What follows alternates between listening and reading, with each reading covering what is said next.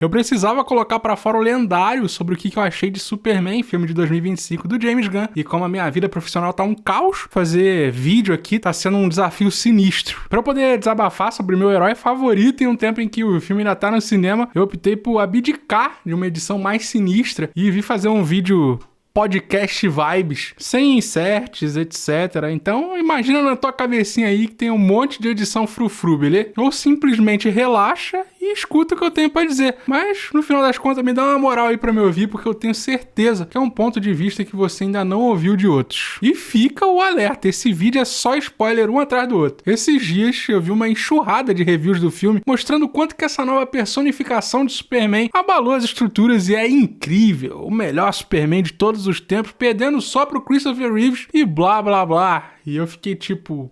Oi? Já vamos tirar logo o elefante branco da sala. Eu amo a versão do Henry Cavill, mas sei muito bem onde o Zack Snyder errou naquela brincadeirinha lá. Pra mim, que sou adulto há uma década e pouco, um filme sombrio e realista caiu benzão. O Super do Corey Sweat é um personagem muito abobado e é nesse ponto de besterol que o filme me tira uns pontos, mas vamos por parte. O Super-Homem de James Gunn, como ouvi em algumas reviews, tem o tom ou o famoso coração no lugar certo. É a encarnação do herói que se preocupa mais com a vida em qualquer escala que eu já vi. O boneco sai salvando pessoas sozinhas no meio das tragédias, mesmo que elas fossem uma só no meio da multidão. Além de salvar cachorro, esquilo, o que é lindo demais. Ele, diferente da versão do Cavill, não precisou dizer pro mundo que o S dele significa esperança. O mundo deu esse significado pro símbolo, como é representado no garotinho no meio da guerra de Borávia. Em algumas culturas, o sol representa bastante esse simbolismo de esperança. Afinal, entendiam que ele era a fonte de calor e vida, ou que fazia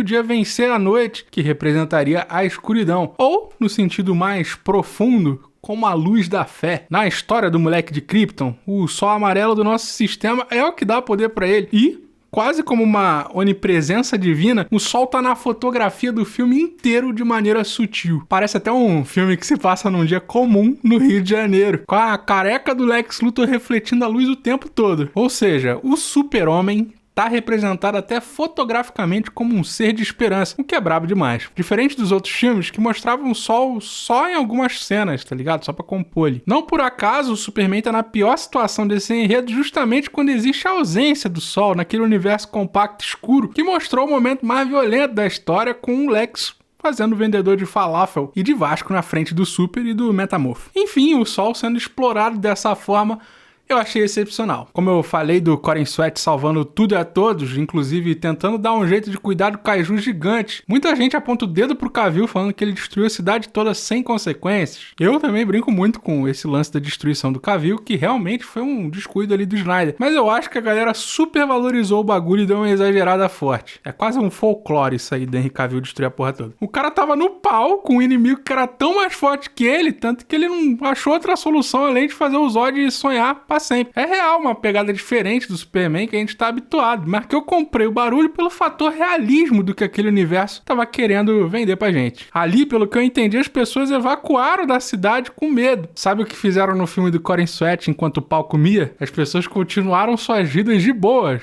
o que eu acho meio esculacho também. Um ponto que me incomodou é o mundo se acabando em proporções inimagináveis e o pessoal do jornal juntando provas contra o Lex Luthor. Meu irmão, o ápice da minha revolta é o pessoal todo do Planeta Diário indo pilotar a nave numa versão B de Guardiões da Galáxia, que foi sim muito divertido, mas que eu acho besterol nível sessão da tarde. E largando um ponto extra fora da curva aqui, que se é pra gente ter esse desprendimento da realidade e curtir a bobeira no total, eu não consigo entender o fracasso do Flash do Ezra Miller, que eu ri o filme todo, apesar de saber que ele era uma bosta se levado a sério. É punk, porque eu já meio que tive ranço nos próprios trailers do filme do James Gunn, quando eu vi que tinha uma penca de gente, incluindo a Liga da Justiça Série C. Uma parada que eu venho vendo nos filmes recentes é essa necessidade do roteiro de incluir um outro núcleo nas histórias de ação, senão eles não conseguem fazer a parada fluir com o protagonista. E esse núcleo B, em específico, eu achei que veio com umas soluções muito de qualquer jeito. O Jimmy Olsen se relacionando com a Tess e o Lex, que tem todas as defesas de inteligência do universo contra o Superman. Não sabia que a Tess estava saindo com o Jimmy? Isso me lembra do Aranha do Andrew Garfield invadindo o laboratório high-tech para ser picado por aquela aranha radioativa investigativa sem uma câmera sequer de segurança detectar o cara. É meio difícil de engolir essas paradas. Eu amei a interpretação da Lois Lane e o jeito que ela foi construída até antes ali dela pilotar a nave. A discussão que ela tem com o Clark é muito legal e eu sinto que poderiam ter investido mais nela como uma repórter investigativa de campo absurda que ela é, ao invés de investirem no Jimmy pegando a Tess e que ela também não tivesse que ficar recorrendo à Gangue da Justiça para salvar o Super. Aliás, a presença da Gangue da Justiça no filme só se justifica para mim naquela história para poder de fato rolar duas tretas no filme em paralelo e dar respiro pro Superman onde fosse necessário. Porém, para mim, isso é uma ferramenta de roteiro que serve para solucionar um problema que o próprio roteiro criou para ele e não para gerar uma história mais cativante, sabe? Gostei do Guy Gardner, a Gavião ficou da hora e o Senhor Incrível fez a versão demo do Batman. Mas eu, sinceramente, não senti a vontade de ver algo deles no filme do Super, porque para mim era para ser a história voltada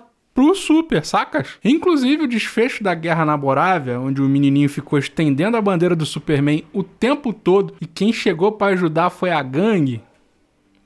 Sei lá, né? Até dá pra gente interpretar que o Super começou a influenciar os outros, inclusive heróis. Só que a gente fica esperando que quem fosse resolver esse conflito seria o nosso Alien queridinho, pô. Por outro lado, o Krypto foi uma adição surpresa maravilhosa. Eu achei que ia transformar o filme num besterol ainda mais baixo, mas foi um ponto altíssimo, nem tenho que acrescentar sobre esse cachorro gostoso. E falando de gostosura, como foi delicioso ver um Lex Luthor bom, hein? Acompanhei muito Smallville e o Lex de lá é citado como o melhor de todos, mas mano, o Lex Luthor de Superman Lois, série recente da HBO que teve início naquele bagunçado Arrowverse, também dá um show. Aqui o Nicholas Hoult tá surreal. Ele de fato é o melhor Lex pra mim, se banhando de um ótimo texto pro personagem. Aquela cena do universo compacto da chantagem emocional com o Superman via roleta russa foi obra-prima. Até nos momentos que o Lex controla o Ultraman como se fosse videogame, é uma sacada boa. Teve gente falando que o cara não choraria nas HQs, mas eu achei mó de boa o cara se emocionando ao ver todo o império dele se desmoronando. Eu não sei se mostrou nos poucos trailers que eu vi o Ultraman ou se eu não percebi, mas quando eu ouvi o nome dele e começaram a mostrar que o Lex estava mexendo com ciência de dimensões, eu super imaginei que esse filme ia caminhar para um multiverso do nada. E é aí que eu fui surpreendido ao descobrir que esse Ultraman é uma clonagem do Superman. Até onde a minha memória vai, geralmente o clone do Superman é o Bizarro ou Apocalipse. Seu Ultraman foi diferente pra mim. E aliás, apesar de diferente,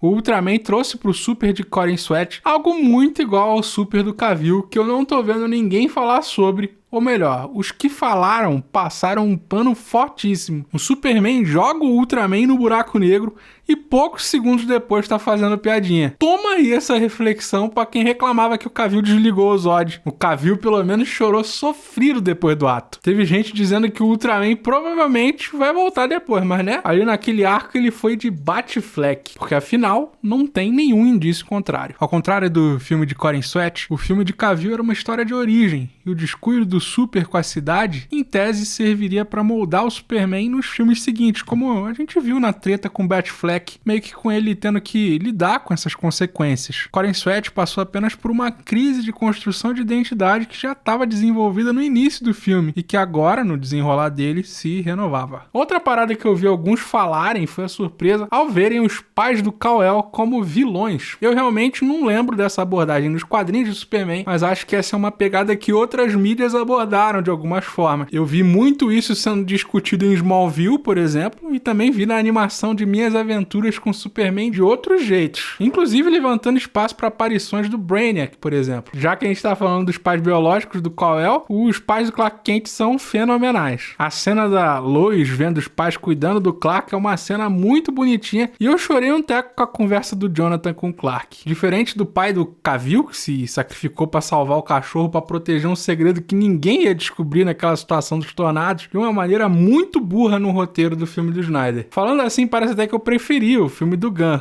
Mas o do Snyder me puxou mais para um lado mais reflexivo, sabe? Principalmente em questão do tom de cinema, entre aspas. A chegada do Zod na Terra dá uma sensação de filme de terror alienígena boa pra caceta. Isso me pega num outro âmbito. Eu nunca esqueço da cena do Clark aprendendo sobre a super audição e a mãe dele ajudando ele a se encontrar na voz dela como uma ilha. Tem uma reflexão maneira ali sobre o cara poder ouvir o mundo, mas não poder estar em todos os lugares, que é uma questão que eu gosto gosto muito do que o Superman pode fazer nas suas limitações, sabe? Todavia, entretanto, tem esse embate de Snyder versus Gunn, onde o Snyder, por estar nesse pé realista, fazia as pessoas enxergarem o Superman como um deus, enquanto o Gunn coloca o Superman deus, querendo que ele e as pessoas o enxerguem como um humano. Então são abordagens praticamente opostas. Aqui eu entendo o lado fora do cinema. A gente vive num mundo em que tratar um ser como acima dos outros é perigoso pacas. Então a opção desse filme é justamente trazer esse ser pra junto da gente e mostrar que ele é tão humano quanto cada um de nós. Eu gosto dessa sutileza, do quanto ele aborda a questão de ser um imigrante que sofre pra se encaixar, do quanto que ele mostra a truculência policial na prisão do Superman, do Lex ser a representação de um bilionário praticamente gamer pelo fato de controlar o Ultraman com golpes em tempo real, que também tem controle sobre redes sociais e que sabe brincar com mentiras em cima da verdade. A gente fica até na dúvida se o que rola com os pais do